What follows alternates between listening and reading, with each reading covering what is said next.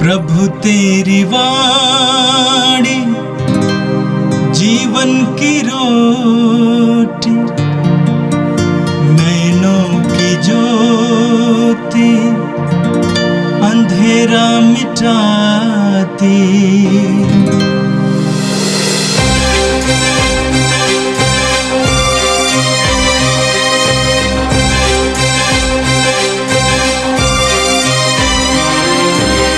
प्रभु तेरी वाणी जीवन की रोटी, नैनों की ज्योति अंधेरा मिटाती। प्रभु तेरी वाणी जीवन की रोटी, नैनों की ज्योति अंधेरा मिटाती। वाणी वाणी वाणी वाणी वाणी पवित्र है, शाश्वत है, जीवन का मन्ना है। 6 जनवरी शनिवार। पहला पाठ संत योहन का पहला पत्र, अध्याय 5, अनुवाक्य 5 से 13। आत्मा, जल और रक्त। कौन संसार पर विजयी है? केवल वही जो यह विश्वास करता है कि यीशु ईश्वर के पुत्र हैं। यीशु मसीह जल और रक्त से आए हैं, न केवल जल से बल्कि जल और रक्त से। आत्मा इसके विषय में साक्ष्य देता है, क्योंकि आत्मा सच्ची है। इस प्रकार ये 3 साक्ष्य देते हैं, आत्मा, जल और रक्त, और तीनों एक ही बात कहते हैं। हम मनुष्यों का साक्ष्य स्वीकार करते हैं, किंतु ईश्वर का साक्ष्य निश्चित ही कहीं अधिक प्रमाणित है। ईश्वर ने अपने पुत्र के विषय में यह साक्ष्य दिया है। जो ईश्वर के पुत्र में विश्वास करते हैं, उसके हृदय में ईश्वर का वह साक्ष्य विद्यमान है। जो ईश्वर में विश्वास नहीं करता, वह उसे झूठा समझता है, क्योंकि वह पुत्र के विषय में ईश्वर का साक्ष्य स्वीकार नहीं करता। और वह साक्ष्य यह है, ईश्वर ने अपने पुत्र द्वारा हमें अनंत जीवन प्रदान किया है। जिसे पुत्र प्राप्त है वह जीवन प्राप्त है, और जिसे पुत्र प्राप्त नहीं है उसे वह जीवन प्राप्त नहीं है। तुम लोग सब ईश्वर के पुत्र के नाम के विश्वास करते हो। तुम लोग सब ईश्वर के पुत्र के नाम में विश्वास करते हो। मैं तुम्हें यह पत्र लिख रहा हूँ, जिससे तुम यह जान जाओ कि तुम्हें अनंत जीवन प्राप्त है। यह प्रभु की वाणी है। संत मार्कुस के अनुसार पवित्र सुसमाचार, अध्याय 1, वाक्य संख्या 7 से लेकर 11 तक। वह अपने उपदेश में कहा करता था, जो मेरे बाद आने वाले हैं वह मुझसे अधिक शक्तिशाली है। मैं तो झुककर उनके जूते का फीता खोलने योग्य भी नहीं हूँ। मैंने तुम लोगों को जल से बपतिस्मा दिया है, वह तुम्हें पवित्र आत्मा से बपतिस्मा देंगे। उन दिनों ईसा गलीलिया के नाज़रेत से आए। उन्होंने यरदन नदी में योहन से बपतिस्मा ग्रहण किया। वे पानी से निकल ही रहे थे कि उन्होंने स्वर्ग को खुलते और आत्मा को कपोत के रूप में अपने ऊपर आते देखा, और स्वर्ग से यह वाणी सुनाई दी, तू मेरा प्रिय पुत्र है, मैं तुझ पर अत्यंत प्रसन्न हूँ। यह प्रभु का पवित्र सुसमाचार है। ख्रिस्त प्रभु की जय। यीशु में मेरे प्रिय भाई और बहनों, आज के दोनों पाठ हमें प्रभु यीशु के ईश्वरीयता को स्वीकार कर उसके साक्षी बनने के लिए मनन चिंतन करने का एक अवसर देता है। हम कैथोलिक कलीसिया में एक ईश्वर पर विश्वास करते हैं, और उस एक ईश्वर में 3 जन हैं, पिता, पुत्र और पवित्र आत्मा। ईश्वर के इस सह अस्तित्व को हम केवल अपने विश्वास के द्वारा ही समझ सकते हैं। विश्वास क्या है? हम इब्रानियों के पत्र में पढ़ते हैं, जहाँ पर पत्र के रचयिता विश्वास को परिभाषित करते हुए कहते हैं विश्वास उन बातों की स्थिर प्रतीक्षा है जिनकी हम आशा करते हैं और उन वस्तुओं के अस्तित्व के विषय में दृढ़ धारणा जिन्हें हम नहीं देखते हैं। यहाँ पर विश्वास को परिभाषित करते हुए पत्र के रचयिता दो मुख्य बातों को हमारे सामने रखते हैं। पहली बात है, हम उन सब बातों की स्थिर प्रतीक्षा करते हैं जिनकी हम आशा करते हैं। संभवतः इस जीवन के बाद अगले जीवन में मिलने वाली ईश्वरीय योजना के विषय में हम आशा करते हैं। उन बातों की हम प्रतीक्षा करते हैं कि हमारे जीवन में ईश्वर की योजना पूरी होगी। और दूसरी बात है अस्तित्व के दृढ़ धारणा के बारे में, और यही बात ईश्वर के अस्तित्व को समझने में हमें मदद करता है। यहाँ पर दूसरी बात को कहते हुए पत्र के रचयिता कहते हैं, उन वस्तुओं के अस्तित्व के विषय में दृढ़ धारणा है जिन्हें हम नहीं देखते हैं। संभवतः हम लोगों ने ईश्वर को साक्षात नहीं देखा है, परंतु अपने विश्वास के द्वारा ईश्वर को अपने जीवन में महसूस किया है। उसकी कृपाओं को हमने अपने जीवन में पाया है और इसी के विषय में दृढ़ धारणा ही हमारा विश्वास है। आज का पहला पाठ संत यूहन्ना के पहले पत्र अध्याय 5 से लिया गया है, जहाँ पर संत यूहन्ना अपने पत्र के माध्यम से हमें प्रभु यीशु पर अपने विश्वास को प्रकट करने के लिए और उसके साक्षी बनने के लिए हमें बुलाता है। और पत्र को लिखते हुए कहता है, संसार का विजयी कौन है? केवल वही जो यह विश्वास करता है कि ईसा ईश्वर के पुत्र हैं। वचन में क्या कहता है? संसार का विजयी कौन है? केवल वही जो यह विश्वास करता है कि ईसा ईश्वर के पुत्र हैं। जब हम अपने विश्वास के द्वारा प्रभु यीशु को ईश्वर के पुत्र मानते हैं, समझते हैं, तब हम संसार में विजयी होते हैं। यहाँ पर संत यूहन्ना दो तरह के साक्ष्य को हमारे सामने रखता है। पहला साक्ष्य जो ईश्वर के द्वारा प्रकट होता है, और दूसरा साक्ष्य जो मनुष्य के समझ के द्वारा होता है। संभवतः वह साक्ष्य अमान्य हो सकता है। आगे संत यूहन्ना कहते हैं, ईसा मसीह जल और रक्त से आए, ना केवल जल से बल्कि जल और रक्त से।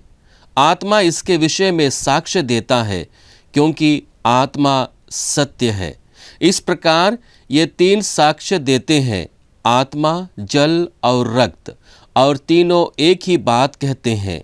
हम मनुष्यों का साक्ष्य स्वीकार करते हैं, किंतु ईश्वर का साक्ष्य निश्चय ही कहीं अधिक प्रामाणिक है। जल, रक्त और आत्मा, ये तीनों प्रभु यीशु के विषय में साक्ष्य देते हैं कि वह ईश्वर का पुत्र है। आज के सुसमाचार में हम देखते हैं, जहाँ पर जब प्रभु यीशु बपतिस्मा ग्रहण कर जल से ऊपर आते हैं, तो पवित्र आत्मा कपोत के रूप में वहाँ प्रकट होता है और आकाश से ईश्वर की वाणी सुनाई देती है कि तू मेरा प्रिय पुत्र है, मैं तुम पर अत्यंत प्रसन्न हूँ। और इस प्रकार से जो ईश्वर का साक्ष्य है वह अधिक प्रामाणिक है। और इस तरह से जो कोई प्रभु यीशु में विश्वास करता है और विश्वास के साथ यह घोषणा करता है कि प्रभु यीशु ईश्वर के पुत्र है, वह संसार में विजयी होता है, क्योंकि ईश्वर की योजना को वह अपने जीवन में साकार करने लगता है। वह मनुष्य के अप्रासंगिक विचारधारा से विमुक्त हो जाता है। आगे संत यूहन्ना कहते हैं, जो ईश्वर के पुत्र में विश्वास करता है उसके हृदय में ईश्वर का वह साक्ष्य विद्यमान है। जो ईश्वर में विश्वास नहीं करता वह उसे झूठा समझता है, क्योंकि वह पुत्र के विषय में ईश्वर का साक्ष्य स्वीकार नहीं करता। और वह साक्ष्य यह है, ईश्वर ने अपने पुत्र द्वारा हमें अनंत जीवन प्रदान किया है।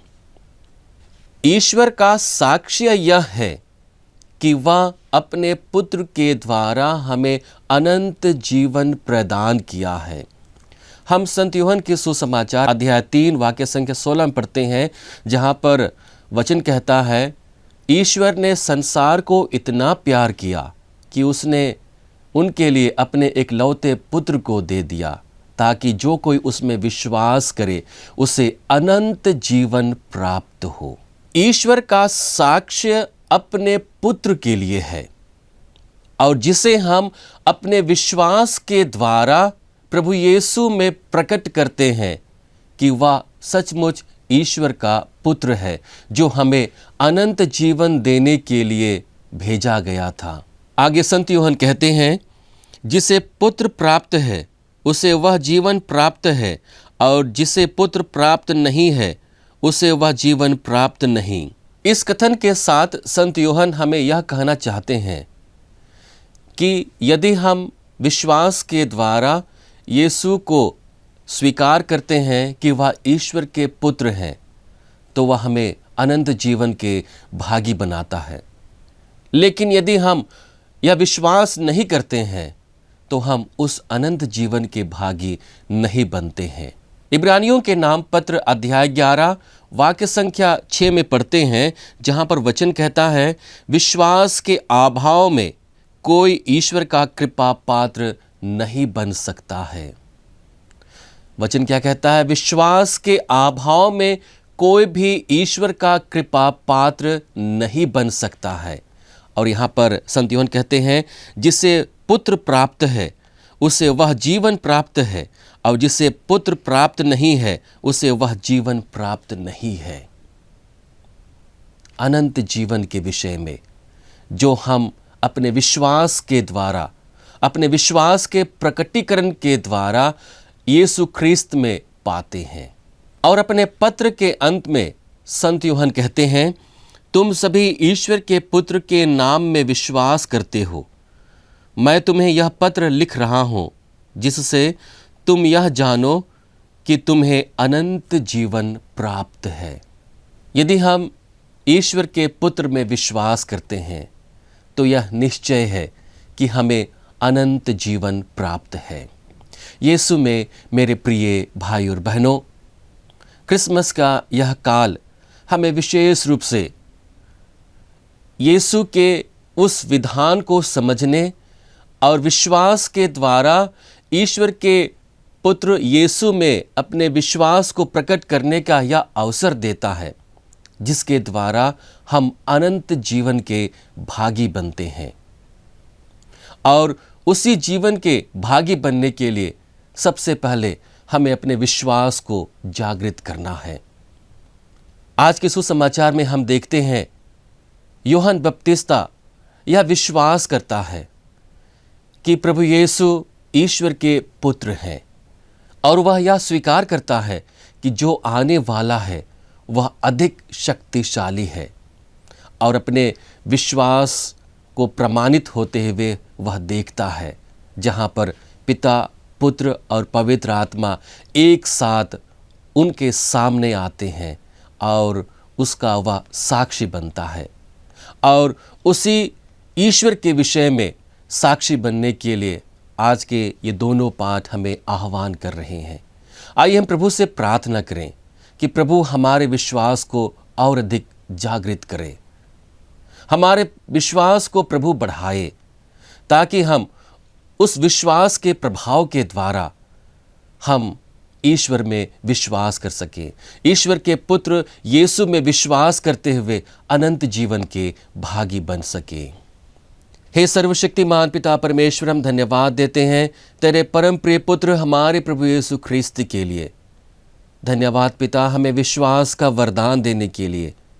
जब हम विश्वास करते हैं कि यीशु ख्रीस्त तेरा पुत्र है, तो हम अनंत जीवन के भागी बनते हैं।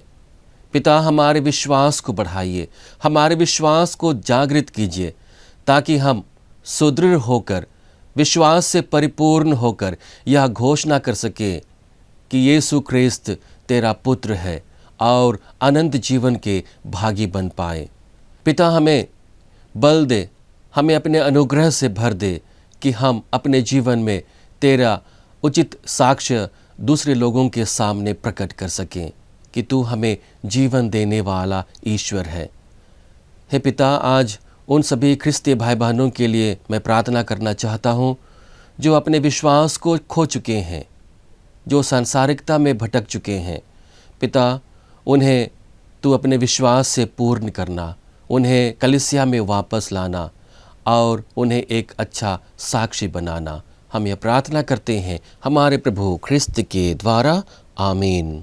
प्रभु तेरी वाणी जीवन की रोटी, नैनों की ज्योति अंधेरा मिटाती। वाणी वाणी वाणी वाणी वाणी पवित्र है, शाश्वत है, जीवन